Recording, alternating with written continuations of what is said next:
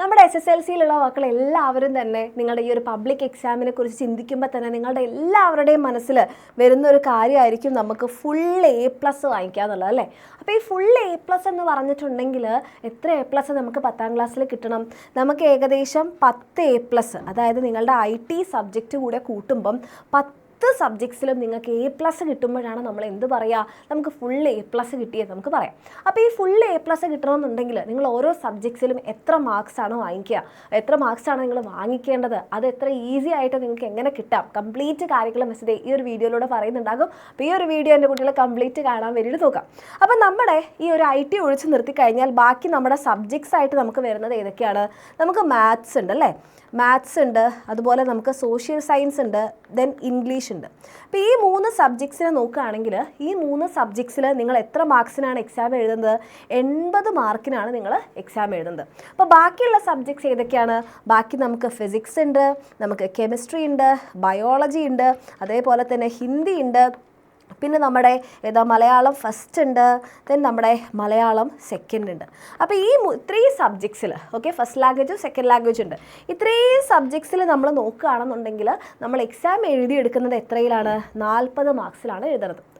അപ്പോൾ നമുക്ക് ഈ സബ്ജക്ട്സിലൊക്കെ A+ കിട്ടണമെന്നുണ്ടെങ്കിൽ നമുക്കറിയാം 90% അല്ലെങ്കിൽ അതിൻ്റെ മുകളിൽ മാർക്ക് കിട്ടിയാലാണ് നമുക്ക് എന്ത് ചെയ്യാൻ വേണ്ടി പറ്റുക? A+ കിട്ടാൻ വേണ്ടി പറ്റുക. സോ 80 നോക്കുകയാണെന്നുണ്ടെങ്കിൽ നമുക്കൊരു 70 എബവ് കിട്ടിക്കഴിഞ്ഞാലാണ് ഇതിൻ്റെ 90% എന്ന് പറയാം. അതുപോലെ 40ൻ്റെ 90% എന്ന് പറഞ്ഞിട്ടുണ്ടെങ്കിൽ 35 ആൻഡ് എബവ് ആണ് എന്ത് വരിക? നമ്മുടെ ഈ ഒരു സബ്ജക്ട്സിൽ, ഈ 6 സബ്ജക്ട്സിൽ നമ്മൾ A+ കിട്ടാൻ വേണ്ടിയിട്ട് വേണ്ടത്. പക്ഷേ നിങ്ങൾ ആക്ച്വലി നിങ്ങളുടെ A+ കാൽക്കുലേറ്റ് ചെയ്യുന്നത് ഈ 80 മാർക്സിലല്ല എന്ന് പറഞ്ഞാൽ നിങ്ങൾ വിചാരിക്കേണ്ട മിസ് എന്താണ് പറയുന്നത്, മിസ് ഇപ്പോഴല്ലേ പറഞ്ഞത് ഞങ്ങൾ 80 മാർക്കിൽ ഈ ഇത്രയും എഴുതി കഴിഞ്ഞ് കഴിഞ്ഞാൽ നിങ്ങൾക്ക് A+ കിട്ടും എന്നല്ലേ മിസ് പറഞ്ഞത്. പക്ഷേ അങ്ങനെയല്ല കാര്യങ്ങൾ. അതായത് നിങ്ങൾ നോക്കുകയാണെങ്കിൽ ഈ 80 മാർക്കിലല്ല നിങ്ങളുടെ ഈ 3 സബ്ജക്ട്സിനെ ഇവാലുവേറ്റ് ചെയ്യുന്നത്, പകരം എത്രയിലാണ്? 100 മാർക്സിലാണ്. ഈ 100 മാർക്സിൻ്റെ 90% എന്ന് പറയുന്നത് ഏകദേശം 90 ആൻഡ് എബവ് ആണ്. അപ്പോൾ 90 മാർക്സോ അതിന് മുകളിലോ കിട്ടിയാലാണ് നിങ്ങൾക്ക് ഈ 3 സബ്ജക്ട്സിൽ എന്ത് കിട്ടുക? A+ കിട്ടുക. അതേപോലെ തന്നെ ഈ സബ്ജക്ട്സിനെ നമ്മൾ ഇവാലുവേറ്റ് ചെയ്യുന്നത് എത്രയിലാണ്? 50ലാണ്. ടോട്ടൽ 50ൽ നമുക്ക് അതിൻ്റെ 90% എന്ന് പറയുമ്പം ഏകദേശം 45 ആൻഡ് എബവ് കിട്ടിക്കഴിഞ്ഞാലാണ് നിങ്ങൾക്ക് എന്ത് കിട്ടുക? ഈ 6 സബ്ജക്ട്സിൽ നിങ്ങൾക്ക് A+ കിട്ടുക.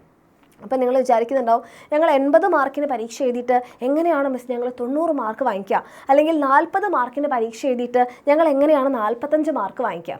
അപ്പോൾ മക്കളെ, അവിടെയാണ് നമുക്ക് മറ്റൊരു കാര്യം വരുന്നത്. അതാണ് നിങ്ങളുടെ CE മാർക്ക് എന്ന് പറയുന്നത്. അതായത് നിങ്ങളുടെ എക്സാം നിങ്ങൾ എഴുതിയെടുക്കുന്ന നമ്മുടെ മാത്സ്, ഇംഗ്ലീഷ്, അതുപോലെ സോഷ്യൽ സയൻസിൽ നിങ്ങൾ 80 മാർക്കിന് എക്സാം എഴുതുന്നു. ബാക്കി നിങ്ങൾക്ക് 20 മാർക്സ് എന്താണ്? നിങ്ങളുടെ CE മാർക്കാണ്. അങ്ങനെയാണ് നിങ്ങൾ 100ൽ കാൽക്കുലേറ്റ് ചെയ്യുന്നത്. അപ്പോൾ 100ൻ്റെ 90% മാർക്സ് എന്ന് പറയുമ്പോൾ നിങ്ങൾക്ക് 90 അതിന് മുകളിലോ കിട്ടിയാലാണ് നിങ്ങൾ എന്ത് പറയുന്നത്? ആ 3 സബ്ജക്ട്സിൽ നമുക്ക് A+ കിട്ടിയെന്ന് പറയാൻ വേണ്ടി പറ്റാം. ബാക്കിയുള്ള physics, chemistry, biology, Hindi, Malayalam first, Malayalam second സബ്ജക്ട്സിൽ നിങ്ങൾക്ക് 40 മാർക്സ് നിങ്ങൾ എക്സാം എഴുതിയെടുക്കുന്നു. ബാക്കി 10 മാർക്സ് നിങ്ങളുടെ CE മാർക്കാണ്. അങ്ങനെ ഔട്ട് ഓഫ് 50ൽ നിങ്ങൾക്ക് 45 ആൻഡ് എബവ് കിട്ടിക്കഴിഞ്ഞാൽ നിങ്ങളുടെ 90% ആയി. അപ്പോൾ നിങ്ങൾക്ക് എന്തായി? A+ ആയി. അപ്പോൾ ഇതിൽ എത്ര മാർക്സ് വാങ്ങിച്ചാലാണ് നിങ്ങൾക്ക് A+ കിട്ടുക? അതായത് മിസ് പറഞ്ഞു ഇപ്പോൾ 100 മാർക്കിൽ ഇവാലുവേറ്റ് ചെയ്യുന്ന ആ 3 സബ്ജക്ട്സിൻ്റെ കാര്യത്തിൽ നിങ്ങൾക്ക് എന്താണ്? നിങ്ങൾക്ക് 90 കിട്ടിക്കഴിഞ്ഞാലോ അതിന് മുകളിൽ കിട്ടിക്കഴിഞ്ഞാലാണ് നിങ്ങൾക്ക് A+ കിട്ടുക.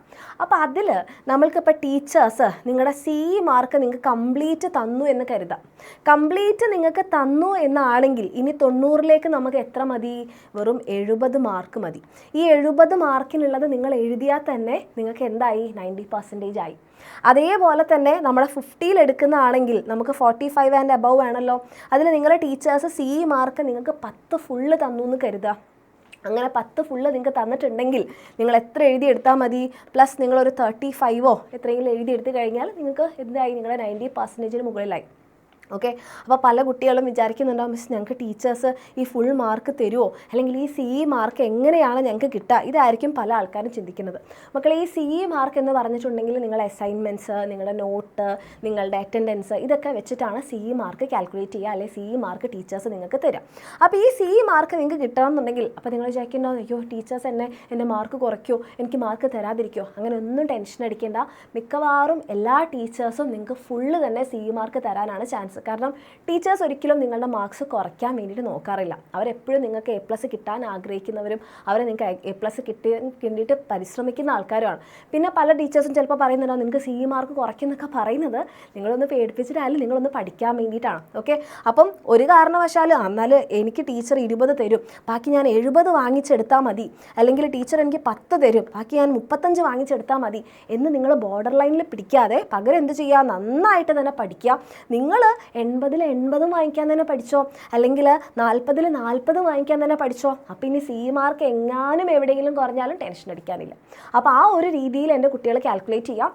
90% കിട്ടിയാൽ A+ ആണ്, ആൻഡ് 80%ലേക്ക് വരുമ്പോൾ അത് A ആകും. പിന്നെ അങ്ങനെ താഴേക്ക് പോകുന്നതിനനുസരിച്ച് B+, B അങ്ങനെയൊക്കെ ആവും. പക്ഷേ ആ കാര്യങ്ങളൊന്നും മിസ്സ് പറയുന്നില്ല, കാരണം എൻ്റെ കുട്ടികളെല്ലാവരും തന്നെ A+ കിട്ടാൻ വേണ്ടിയിട്ടുള്ള കപ്പാസിറ്റി ഉള്ള പൊട്ടൻഷ്യലുള്ള കുട്ടികളാണെന്ന് മിസ്സിനറിയാം. അപ്പം ഇതൊക്കെ കിട്ടാൻ വേണ്ടിയിട്ട് നമ്മൾ എന്താണ് ചെയ്യേണ്ടത്, നമ്മൾ SSLC നല്ല പോലെ അങ്ങോട്ട് പഠിക്കുക. അതായത് ഫുൾ A+ കിട്ടാൻ എന്തൊക്കെ വേണോ അത് ഫുൾ നമ്മുടെ SSLC ക്രാഷ് ബാച്ചിലുണ്ട് മക്കളെ.